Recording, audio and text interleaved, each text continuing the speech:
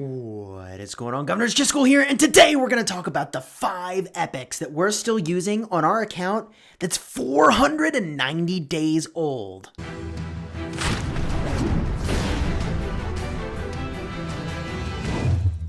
Hello, my friends, and welcome back. Today we're going to talk about the 490-day-old account that we've got and the 5 epics that still make a huge contribution, even though we have a huge number of legendaries at our disposal. Now, if you like Rise of Kingdoms videos where we help give you guides on commanders, then you should like and subscribe. We've got a ton of commander guides playlist up in the top. Let's get right into the 5 epic commanders that 490 days into Rise of Kingdoms, we are still using extensively. Now, 3 of these commanders, spoiler alert, are barbarian hunting commanders. They're peacekeepers. And there's a number of reasons why we continue to use peacekeepers. We're in the middle of KVK now. We're on the honor grind. At this exact moment, we're in 20th. We're trying to get this legendary skin, and we'll see if we can get enough honor to pull that off. However,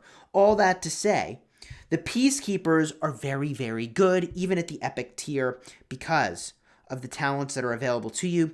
Those peacekeepers that we continue to use are commanders such as Belisarius. Belisarius is a peacekeeping commander. They do extra damage to barbarians, but more importantly, in the talents, you can see here that it reduces the action point cost by 10. Well, that AP cost efficiency is very, very important in the barbarian grind. They also have Trophy Hunter, which is giving us some resources for killing barbarians, which is really, really good. You're going to need those. And also, Curing Chant up at the top of the peacekeeping tree is good for sustained barbarian smashing. So this is the Belisarius build that we're using for extended barbarian grinding. Here is another variant of that build that has a little bit more march speed all of the time. And here is a maximum speed Belisarius build that you could use if you were trying to go as fast as possible. Let's get a look at the next epic commander that we are still using extensively, and that's again a peacekeeper, and that is Lohar. Lohar is a experience grinding monster. Not only does he have the peacekeeping tree, which gives you 15% more experience gain. However, the 3rd skill gives 70% more experience every time you're killing a barbarian, and also at the conclusion of a fight, you get a healing factor of 2,000, giving that unit a huge amount of sustain. When I first started playing the game, I thought, if you can believe this, I thought, this is a commander I don't need to go for. I'm not going to worry about it. What a mistake. We really should have been more on the ball with this commander at the start of the game. He's very good. A few of my favorite builds. Here is my sustain Lohar build. Here is my tanking Lohar build with a little bit of greed in Trophy Hunter. And here is a hybrid build that's got some march speed. It's also got barbs and forts. I don't know that you ever really want a hybrid build like this on a commander, because you could have been more optimal in one of the 2 things instead of trying to be good at both. But this is sort of an experimental build that gets the march speed up in the integration tree as well. The extra 9% from both the talents above charge and charge are pretty decent. Let's get a look at the next commander, also a peacekeeper at the epic tier that we still use regularly 490 days in, and that is Boudicca. Now, Boudicca, I think is a very well-rounded commander. I think players should start the game with Britain to get Boudicca, because you need a peacekeeper very much at the start of the game. She can be one of your peacekeepers, and she's very well-rounded. She does a very high damage factor. She reduces the attack of the target.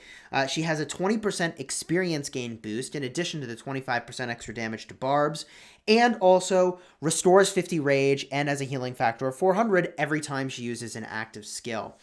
She's got similar talent trees to some of the other commanders we were looking at. She does have the skill tree, which is a little bit different, and this is the sustain builds that I use on Boudicca, actually making our way over here for the extra march speed.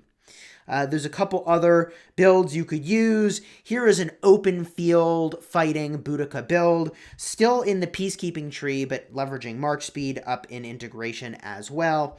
And here is a fort-oriented build, which I think is fine if you're using her as a primary for forts. Boudicca, everybody. 490 days in, we're still using her, and we're using this sustain build on Boudicca. Okay, the remaining 2 epic commanders are critically important. Not only are they amazing in the open field, and we still use them for that, they also are amazing in Sunset Canyon. If I had to order them, I would say that my number 2 overall pick for epics that we are still using this very day would be Joan of Arc. Joan of Arc has an absolutely critical buff that she's offering. It makes her indispensable. Even though a long time ago she was nerfed, she's still indispensable. Again, she's an epic. I have a lot of legendaries. She still lives in my Sunset Canyon team, and I don't know that I'll be replacing her anytime soon for this role. 30% health to infantry, 30% defense to cavalry, 30% attack to archers, in addition to the 50 rage per second over 4 seconds. It's just tremendously beneficial. If you're using her as a primary, here is a Sunset Canyon build that I would recommend. We're going in on Cage of Thorns just a little bit because we assume there'll be an Ethelfled who would take advantage of that. We are on the left side of the integration tree, getting armored to the teeth, so the assumption here is you're going to have a mixed army. That is the assumption. We also really wanted to get for Sunset fresh recruits, increasing your troop capacity by 3%. Now, if you're out and about farming resources and you do have a level 60 Joan of Arc, this is the build we would recommend. It's got a lot of march speed, it's got hasty departure, and if you do get jumped, it does have some points in rejuvenate. I suppose we could max that out. I even have another 7 points I could put somewhere. I don't even know where I would put them off the cuff. I suppose if what we're worried about is kind of getting ambushed, you could go up this route for siege defense, and decreasing the number of Sev wounded seems really good. So if you were farming, this probably is the complete build with all 60 points. We did have one other build that we are playing around with here, an open field build that is hunting for the maximum march speed reduction from Cage of Thorns. This is another alternative that you could try if this is what you were using. We did need to bring a mixed army here, which again, I have mixed feelings about using a mixed army these days. It seems like being all in on one troop type is very effective. All right, now, you have likely guessed what my number 1 pick for epics that I am still using all the time. And before I get there, I just want to give a runner-up. One runner-up. Maybe 2 runners-up. Maybe 3 runners-up. Epics that are really, really good, but we've got the legendaries to make the grade here. One runner-up is Kusunoki. Honorable mention. Maybe honorable mention is the right word. Kusunoki gets an honorable mention because I've seen him used in Sunset Canyon by top-tier players that run more archers than I do. And the AoE here is actually pretty legit. Clearing the debuffs in Canyon is pretty legit from this active skill. Kusunoki does work in Canyon, and I actually think he deserves some credit for that. In the open field, I think Pelagius is still very solid if you want single target. He's a commander I would bust out if I was doing 5 cavalry marches, potentially. And another honorable mention to Osman, who is basically like a mini version of Frederick I. Osman is truly outstanding for his damage. That is because this skill over here makes it so every time you use a skill, you get a 400 damage factor to the enemy. Every round of skills from the primary and secondary is a total of 800 damage factor. That's actually quite stupendous. No, the winner, as you might have guessed, the number 1 pick for epics we're still using is Sun Tzu.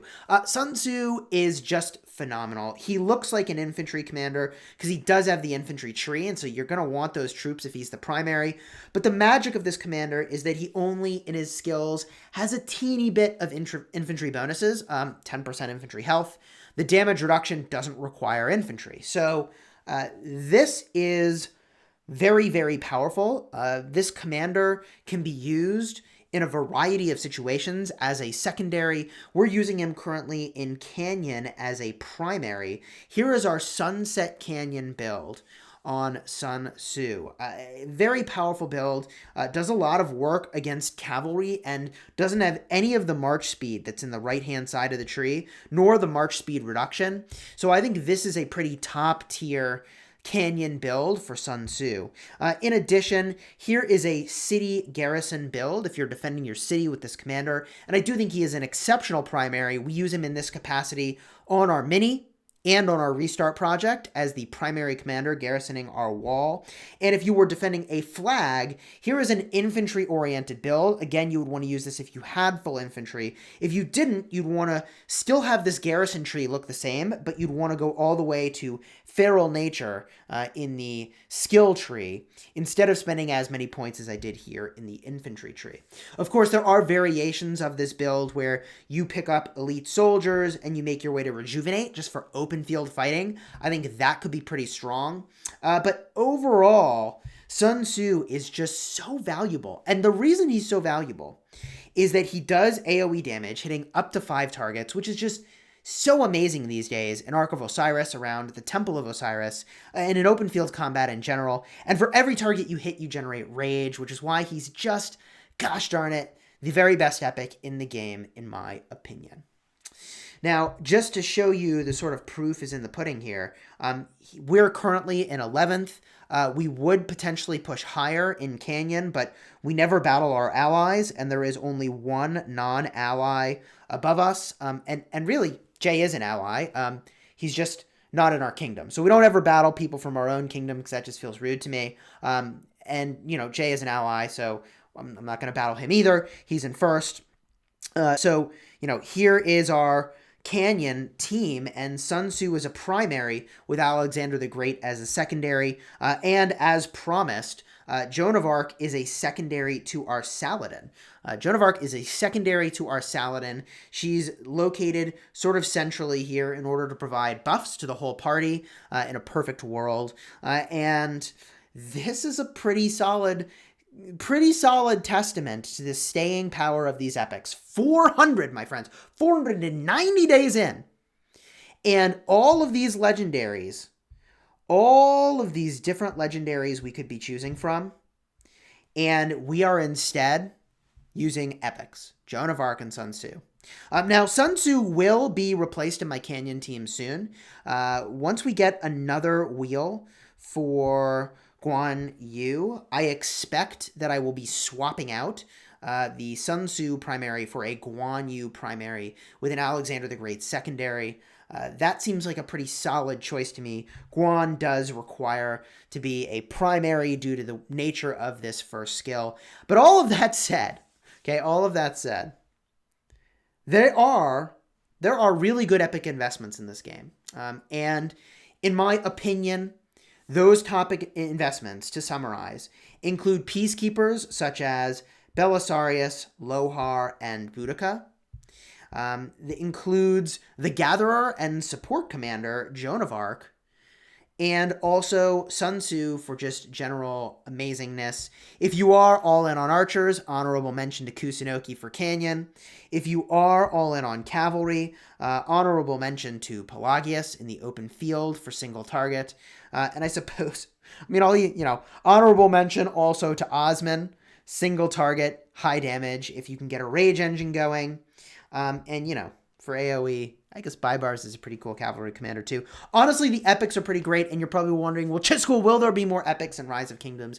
I hope that there will be. I sincerely hope that there will. And I hope that they have, honestly, some of the same effects, or even some novel effects that we don't see on some of the legendary commanders. For instance, to give an example, Joan of Arc's effect is so good that even though she's epic, she's still used. So is there some other effect? Like, I don't know, maybe there's like a commander that does like AoE skill damage increase. Oh, that'd be nuts, right? Like increase the skill damage of all your nearby commanders. Right, that'd be cool. Or increase, the skill damage taken by nearby enemy commanders. I mean, there's all kinds of cool stuff that we could have. And I'm just shooting from the hip, truly, genuinely brainstorming. Like, what could some cool, epic effects be that, like, would be so good that you would use them even if you have a full roster of legendaries? I'm quite confident that they could come up with stuff, and they should come up with stuff. Epics can be phenomenal for enabling, and that is a very important role in KVK and open field warring. But you know what? I've talked enough. If you enjoyed this video, like and subscribe. It means a lot to me as a content creator. We are a sponsored creator with Rise of Kingdoms. And until next time, you have fun smashing the kingdom. We really do enjoy those epics. I mean, like, look at this. I'm literally barbing right now with 4 of 5 of those epics. I'm literally barbing right now. Yo, that honor grind is so real. All right.